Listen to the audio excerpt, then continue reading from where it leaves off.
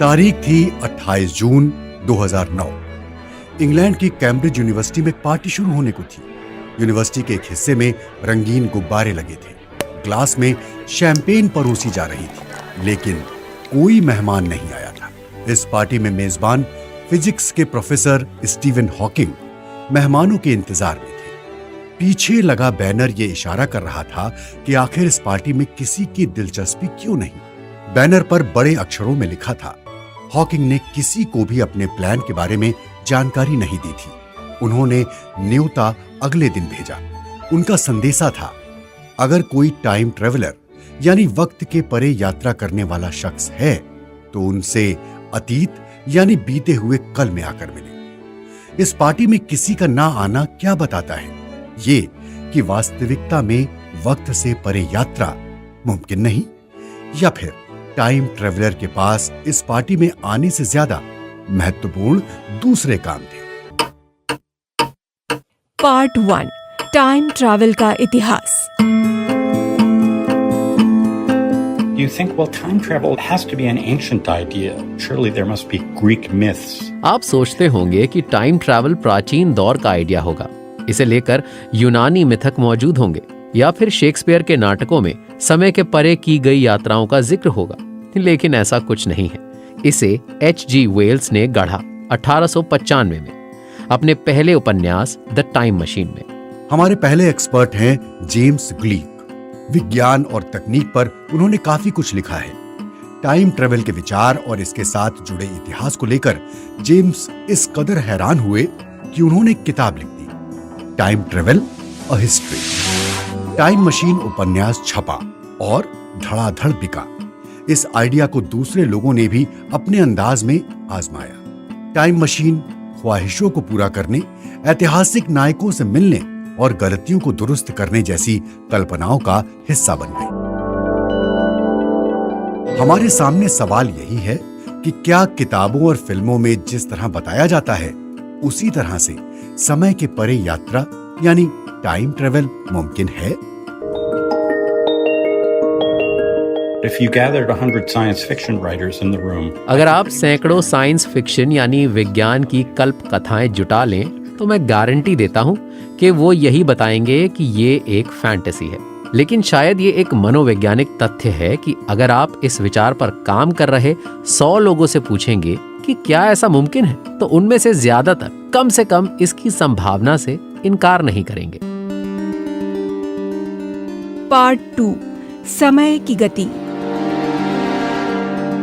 Well, this is how our universe works, but it's so weird compared to anything in science fiction. हमारा ब्रह्मांड किसी भी science fiction के मुकाबले बहुत अनोखा है, अद्भुत।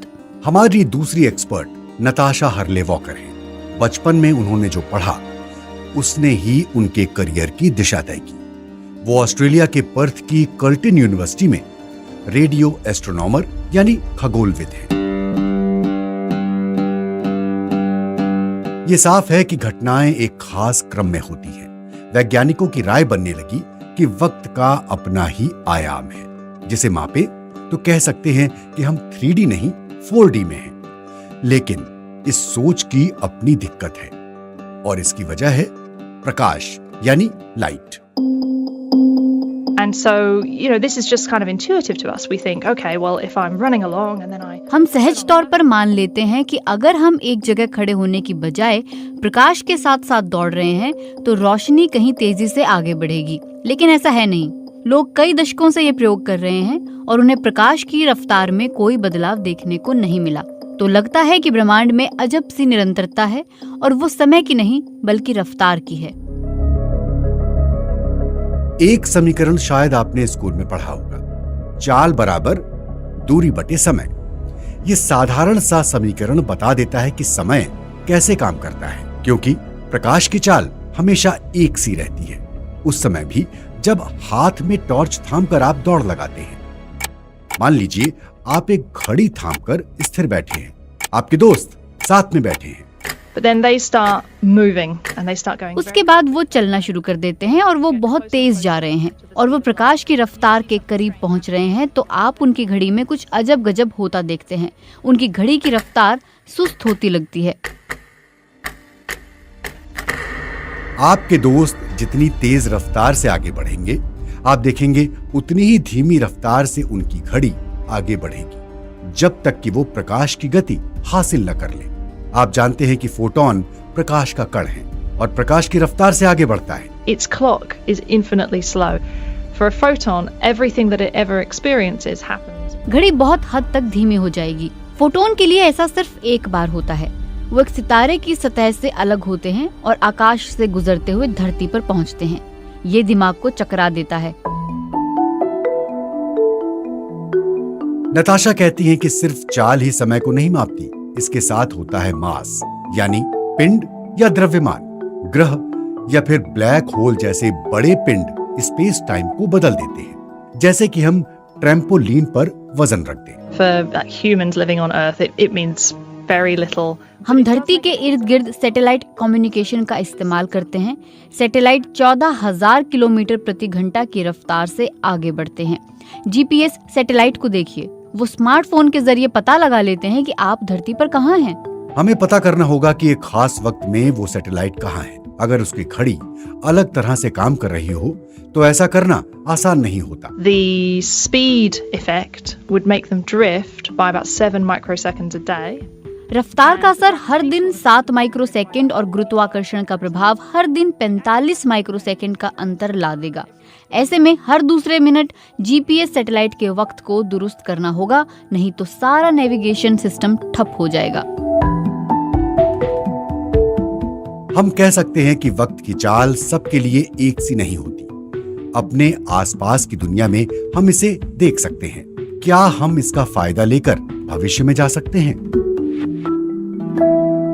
Part 3 Fast Forward. I don't think I tried to build a time machine. I did try to develop telekinesis. मुझे नहीं लगता कि मैंने टाइम मशीन बनाने की कोशिश की। मैंने टेलीकिनेसिस बनाने की कोशिश की। मुझे लगा कि चीजों को अपनी सोच के मुताबिक चलाना अच्छा होगा, लेकिन पुरजोर कोशिश के बाद भी मैं कामयाब नहीं हो पाई। हमारी तीसरी एक्सपर्ट हैं प्रोफेसर केटी मैक। उन्होंने कम उम्र में ही अपने लिए महत्वाकांक्षी लक्ष्य तय किए। अभी वो अमेरिका की नॉर्थ कैरोलिना यूनिवर्सिटी में एस्ट्रोफिजिसिस्ट हैं। हम एक सवाल पर बात करते हैं कि अगर जीपीएस सैटेलाइट के लिए वक्त की चाल अलग है, तो क्या इंसानों के लिए भी इसकी चाल अलग हो सकती है? उदाहरण के लिए इंटरनेशनल स्पेस स्टेशन पर रहने वाले एस्ट्रोनॉट धरती से काफी दूरी पर होते हैं। वो बहुत तेज रफ्तार के साथ हमारी परिक्रमा कर रहे होते हैं। क्या उनकी उम्र बढ़ने पर इसका कोई असर होता है? In principle, it does, yes. When you add it all up, their time is moving a little bit more slowly than our time. अगर सैद्धांतिक तौर पर कहें तो हाँ, इसका असर होता है। उनके वक्त की चाल हमारे यहाँ के समय की रफ्तार से धीमी होती है, लेकिन अगर आप स्पेस स्टेशन पर 1 साल के लिए हैं, तो धरती के मुकाबले वहाँ कुछ ही सेकंड्स का फर्क होगा। हमारा लक्ष्य भविष्य में कई साल आगे यात्रा करने का है। ये सेकंड के छोटे हिस्से की बात नहीं है। ये कैसे मुमकिन हो सकता है? We're still not at the point where you're going to really make a significant difference in the. फिलहाल हमारे पास जो रॉकेट उपलब्ध है, उन्हें देखते हुए अभी आप उस स्थिति में नहीं हैं जहां आपके और धरती के वक्त में बड़ा अंतर हो। अगर हम सूरज के अलावा अपने सबसे करीबी तारे तक पहुंचने की कोशिश करें, तो अभी मौजूदा तकनीक की मदद से हमें इसमें 1,00,000 साल लगेंगे। ये बहुत लंबा वक्त है कि आप आएं और अपने दोस्तों को दिखा सकें कि आप उनके मुकाबले उम्र में कम हैं। अगर हम अंतरिक्ष में यात्रा के लिए सुपरफास्ट यंत्र बना सकें, तो भी ये सफर बहुत जोखिम भरा होगा। अगर आप 1,00,000 साल की ऐसी यात्रा शुरू नहीं करना चाहते जहां आपका स्पेसशिप टूटकर बिखर जाए, तो एक और रास्ता है जिससे आप वक्त के आगे यानी भविष्य में जा सकते हैं। Well, the other option would be to hang out near a very strongly gravitating object. एक और विकल्प ये हो सकता है कि आप किसी ऐसे पिंड के पास रहें जिसका गुरुत्वाकर्षण प्रभाव बहुत हो। मसलन आप ब्लैक होल के करीब जाएं, वहाँ आप कुछ बरस रुकें और फिर वापस आएं, तो उसका भी वही प्रभाव होगा कि आपका वक्त धरती पर मौजूद लोगों के मुकाबले धीमे चलेगा और आप भविष्य में जा सकेंगे। लेकिन इसमें भी जोखिम है। अगर आप ब्लैक होल के पास चले गए तो हालात खतरनाक हो सकते हैं। चाहे ये कितना भी खतरनाक हो, लेकिन केटी का कहना है कि यही वो रास्ते हैं जिनके जरिए आप समय के परे यात्रा कर सकते हैं और आप सिर्फ आगे ही जा सकते हैं। Somebody has to be moving fast or close to a gravitational field for time. अगर कोई वक्त की चाल बदलना चाहता है तो उसे तेज रफ्तार से चलना होगा और या गुरुत्व क्षेत्र के पास रहना होगा, लेकिन तब भी आप सिर्फ भविष्य में ही यात्रा कर सकते हैं। हमें अतीत में जाने का कोई रास्ता नहीं पता। कहीं न कहीं हमें लगता है कि ये लगभग नामुमकिन है। आपने कहा नामुमकिन, और यही हमारे आखिरी एक्सपर्ट की चुनौती है। Part 4 shortcut. I have very strong memories of liking Back to the Future. समय की यात्रा को लेकर मेरी बचपन की ढेरों यादें हैं। Doctor Luke butcher Edinburgh university में भौतिक शास्त्री हैं। डॉक्टर ल्यूक इस बात की पड़ताल करते हैं कि क्या हम अतीत की यात्रा कर सकते हैं।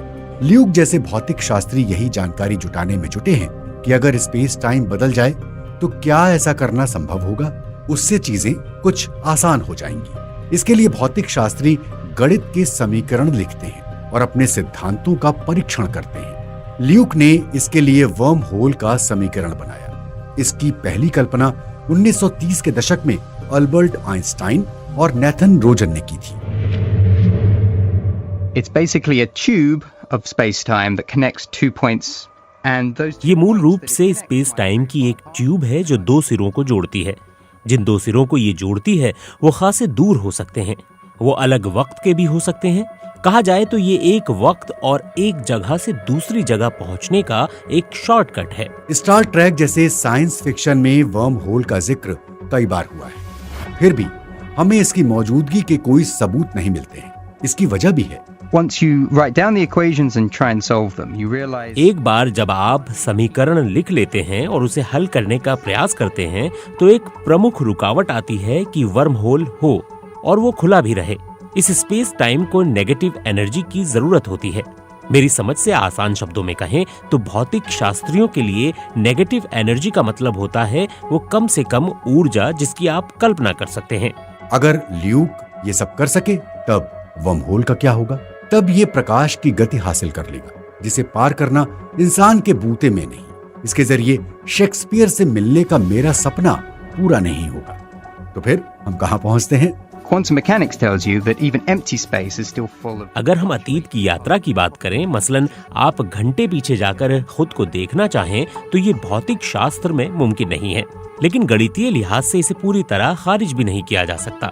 यानी ये संभावनाशील सवाल है। इतिहास हमें सिखाता है कि ऐसे आधारभूत सवालों से बहुत चीजें हासिल हो सकती हैं। 20वीं शताब्दी की शुरुआत में हम क्वांटम मैकेनिक्स के विचारों के इर्द गिर्द घूम रहे थे। वो दिलचस्प सैद्धांतिक सवाल थे। तब उन फायदों के बारे में जानकारी नहीं थी जो आज है। इनमें ट्रांजिस्टर और कंप्यूटर का आविष्कार शामिल है। सवाल अब भी वही है, क्या टाइम ट्रेवल यानी समय के परे यात्रा मुमकिन है या नहीं? यकीनन ऐसी जादुई मशीनें नहीं हैं कि हम जिनका बटन दबाएं और वो हमें समय के परे ले जाएं। लेकिन भौतिक शास्त्र बताता है कि हम जहां हैं और जिस तरह बढ़ रहे हैं, समय उसके सापेक्ष आगे बढ़ता है। अगर हम जोखिम उठाने को तैयार हैं तो कहानी को आगे बढ़ा सकते हैं, लेकिन जो वक्त गुजर चुका है उसमें वापस लौटना बहुत मुश्किल या कहें तो नामुमकिन है। हमें ये नहीं पता कि क्या कभी ये हो पाएगा, लेकिन टाइम ट्रेवल को लेकर हमने जो जानकारी जुटाई है वो ब्रह्मांड को लेकर हमारी समझ को बेहतर करने में मदद कर सकती है। प्रोफेसर हॉकिंग अब इस दुनिया में नहीं है, लेकिन अगर कोई टाइम ट्रेवलर हमें सुन रहे हैं तो उनके लिए 2009 में प्रोफेसर हॉकिंग शैंपेन के साथ इंतजार कर रहे हैं।